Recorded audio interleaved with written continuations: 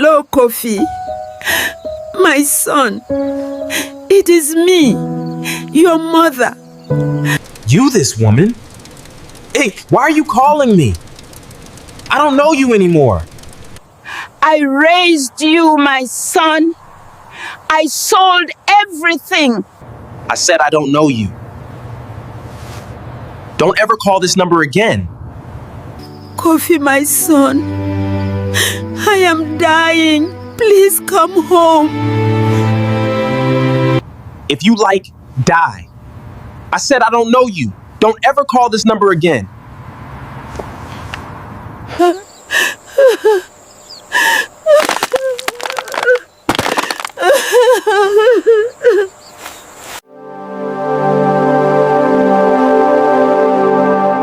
Before I continue this story, take a moment to support stories like this that carry the heart of our culture. If you haven't already, like this video and subscribe to African-Folk-Tales-By-Nikky so you never miss powerful, emotional stories that stay with you long after they end. Now, let's continue. In a quiet village nestled between the whispering cocoa trees and red earth roads of Ghana, there once lived a woman whose name carried both respect and pity, Mama Kofi. No one remembered when her laughter stopped. Some said it was the day her husband was buried beneath the old baobab tree at the edge of the village.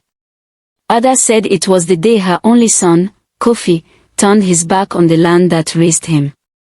But Mama Kofi herself knew the truth. Her laughter died slowly, piece by piece, each time she gave up something for the future of her son. Kofi had not always been a stranger. He was once the pride of the village. A boy with bright eyes and a sharper mind. While other children chased goats and climbed mango trees, Kofi sat beside the elders, listening, learning, dreaming. Your son, the village teacher once told Mama Kofi, is not meant for this place. His path stretches far beyond these farms. And those words, those dangerous, beautiful words, took root in her heart. From that day, Mama Kofi began to dream a dream bigger than her own life. At first, it was small sacrifices. She sold her gold earrings, the last gift her husband gave her before his death.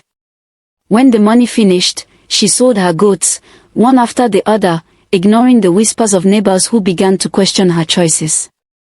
Woman, one elder warned, shaking his head, a child who flies too far may forget the nest. But Mama Kofi would only smile faintly. My son is different, she would say. He will remember. And so, the sacrifices grew heavier. Her farmland, the very soil that fed her, was sold. The house she and her husband built together began to fall apart because there was no money left to repair it. Still, she pressed on. At night, when hunger clawed at her stomach, she would drink water and lie on her mat, staring into darkness. But in her mind, she saw Kofi. Dressed in fine clothes. Living in a faraway land. Successful. Happy. And most importantly, grateful.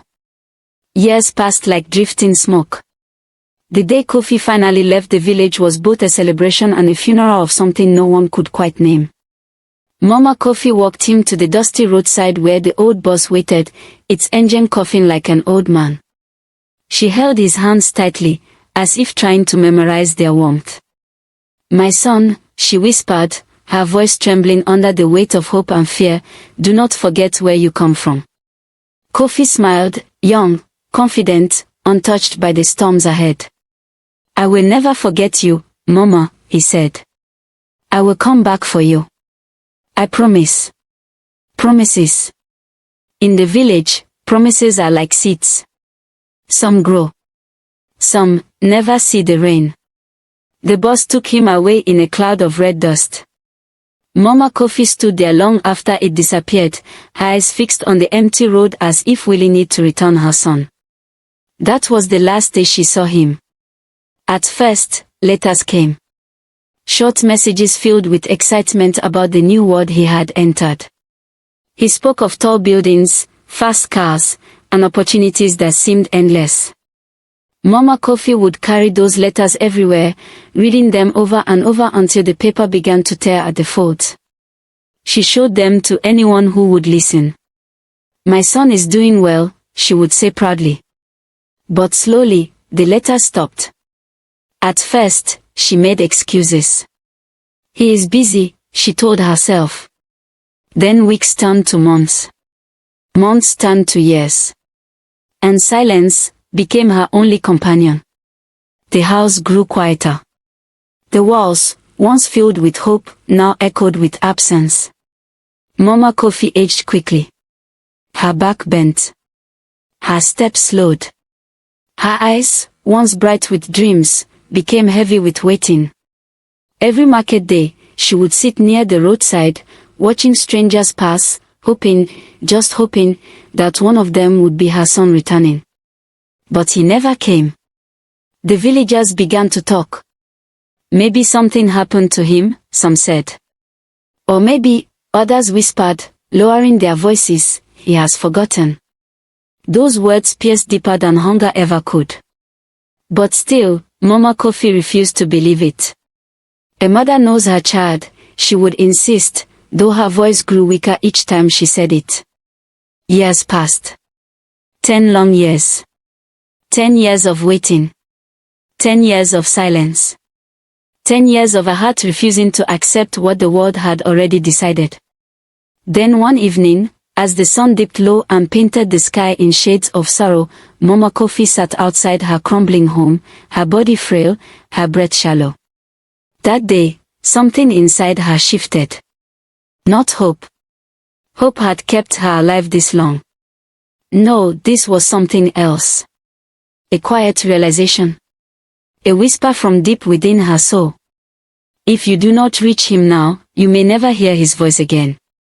Her hands trembled as she reached for the small, warm phone given to her by a kind neighbor years ago. She had never used it. Not once.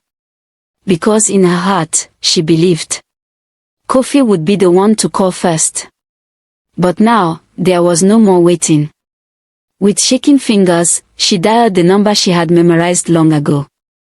Each ring felt like a lifetime. Her heart pounded. Her breath caught.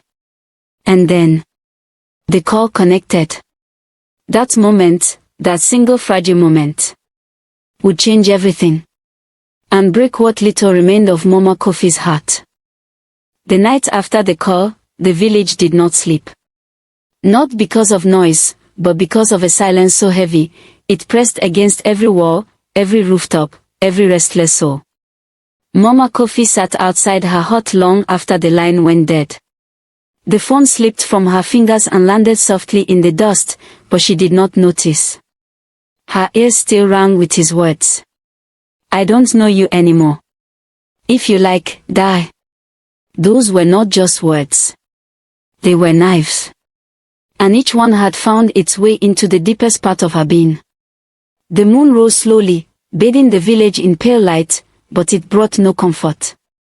Mama Kofi's lips trembled as if she wanted to speak again, to call his name, to plead. But nothing came out. Because somewhere deep inside her, something had finally broken. Not hope. Hope had been strong. Hope had survived 10 years of silence. But this was different. This was rejection. And rejection, when it comes from the child you gave your life to, is a wound that does not bleed outside, it bleeds within. A faint voice called from across the compound. Mama Kofi. It was Abina, the neighbor who sometimes brought her food when she had nothing left. She approached slowly, sensing something was wrong. I heard you talking, who were you speaking to? Mama Kofi did not answer. Her eyes were fixed on nothing. Abina followed her gaze, then noticed the phone lying on the ground. She picked it up gently. Mama, did you call Kofi? At the sound of his name, Mama Kofi's lips finally moved. I heard his voice. Her voice was barely above a whisper. Abina smiled softly, hopeful. Oh, that is good. What did he say? Is he coming back? There was a long pause. A silence that stretched too long. Then Mama Kofi turned her face slowly, and for the first time, Abina saw it clearly. Not tears. Not anger. But emptiness. He said, "He does not know me." The words hung in the air like a curse. Abina froze. "No. Mama, maybe you did not hear well," he said. Mama Kofi repeated, her voice now strangely calm, "that I should die if I want." The night grew colder. Even the wind seemed to retreat in fear of what had just been spoken. Abina felt her chest tighten. Some pains are too big for comfort. Some wounds cannot be covered with kind words. So she did the only thing she could. She sat beside Mama Kofi and stayed. No talking. No advice. Just presence. Because sometimes, silence shared is the only mercy left. Days passed. But something had changed. Mama Kofi no longer sat by the roadside. She no longer asked about travelers. She no longer spoke of her son. It was as if she had quietly stepped away from the world, while still being in it. Her body grew weaker with each passing day. Food lost its taste. Water no longer satisfied. Even sleep abandoned her, leaving her to stare into long nights filled with memories. But not the painful ones. No. She remembered Kofi as a child. Running barefoot in the compound. Laughing. Calling her Mama, with joy that echoed through her heart. She held on to those memories tightly, as if they were the only pieces of him she still recognized. One evening, as the sun sank once more, painting the sky in fading gold, Mama Kofi called out softly. "Abina." The young woman rushed to her side. "I am here, Mama." Mama Kofi's eyes were distant, yet peaceful. "Do you remember the day he left?" Abina nodded slowly. "Yes. I told him not to forget where he came from." A faint, fragile smile touched her lips. "Maybe I should have told him not to forget who loved him." Tears filled Abina's eyes. "Mama, please, don't speak like this. You will get better. Kofi will come." Mama Kofi shook her head gently. "No, child." Her voice softened even more. "My waiting is finished." The words settled like dust. Final. Unchangeable. A long silence followed. Then, with great effort, Mama Kofi reached for Abina's hand. "If he ever comes back," she whispered, her breath uneven, "do not tell him I suffered." Abina's tears fell freely now. "Mama. Tell him," she continued, her voice fading, "I was proud of him." That was the last lie she ever told. That night, the village dogs did not bark. The wind did not howl. Even the crickets seemed to pause. Because somewhere, quietly, gently, Mama Kofi took her final breath. And just like that, the woman who gave everything was gone. They buried her the next morning beneath a small tree not far from her home. There was no grand ceremony. No distant relatives. No son to carry her coffin. Only a few villagers. And Abina, who wept enough for all of them. As the earth covered her, one of the elders spoke softly. "A mother's heart is a river, it flows even when it is broken." But this river had finally run dry. And far away, across oceans and cities, Kofi lived on, unaware that the voice he rejected had already become a memory. And that some doors, once closed, never open again. The years moved on. Not slowly, not gently, but with the kind of force that drags everything along, whether it is ready or not. Far away from the red earth roads of Ghana, Kofi lived the life many in the village had once dreamed of. Tall buildings, bright lights, endless noise. At first, it felt like victory. He had escaped poverty, escaped struggle, escape the life his mother had known. But there is something no one tells you about running away from where you come from. You may leave the place, but the place does not leave you. The first signs came quietly. A restless sleep. A strange emptiness that success could not fill. Faces around him changed, but none stayed. Laughter came, but it never reached his heart. And sometimes, in the middle of the night, he would hear it. A voice. Soft. Familiar. Kofi, my son. He would sit up quickly, heart pounding, looking around his dark room. But there was no one there. Only silence. The kind of silence he once gave to someone who needed him most. He tried to ignore it. Tried to bury himself in work, in distractions, in anything that could drown out the growing discomfort inside him. But guilt. Guilt does not shout. It whispers. And its whispers are louder than any noise in the world. One evening, after a long day that brought him no peace, Kofi sat alone staring at his phone. For reasons he could not explain, his fingers hovered over an old number. A number he had not dialed in years. A number he had once rejected. His chest tightened. For the first time since that call, he remembered. Not just the voice, but the pain in it. The weakness. The plea. I am suffering. His breath grew heavy. What if, he muttered to himself, what if she is still there? Hope. Dangerous, fragile hope. The same hope his mother once carried for him. Without thinking further, he stood up. Within days, Kofi made a decision that surprised even himself. He was going home. The journey back felt longer than when he first left. Every mile carried a weight. Every hour brought memories he had long buried.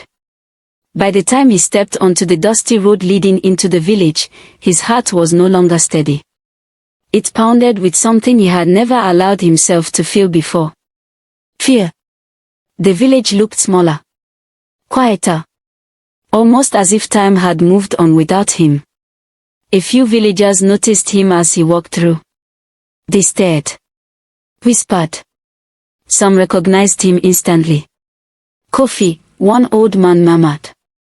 The name spread quickly, carried from one mouth to another like wine through dry leaves. He has come back.